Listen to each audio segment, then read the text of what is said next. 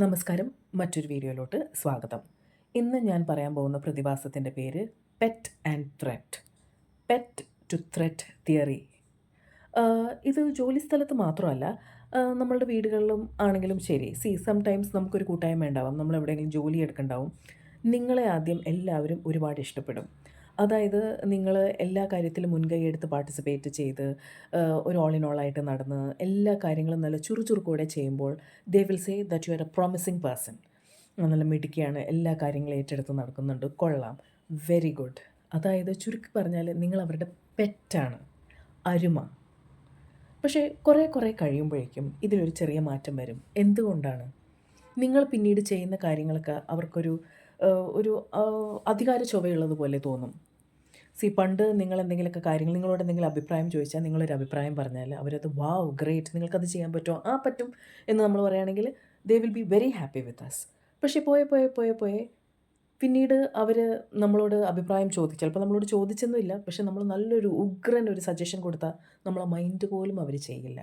അതെന്താ? അന്ന് പെറ്റായിട്ടുള്ള നമ്മളുടെ വാക്കുകൾ അവരിപ്പോൾ കേൾക്കാത്തത്?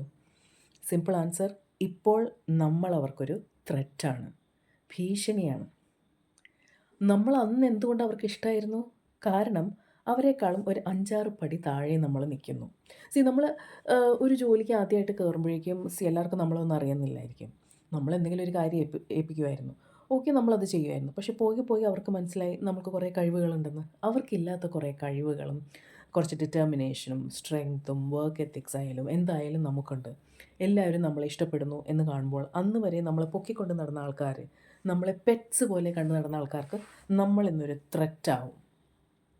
And soon you become a threat. എങ്ങനെയെങ്കിലും നിങ്ങൾ ഒഴിവാക്കാനാണ് പിന്നെ അടുത്തത്. But don't worry.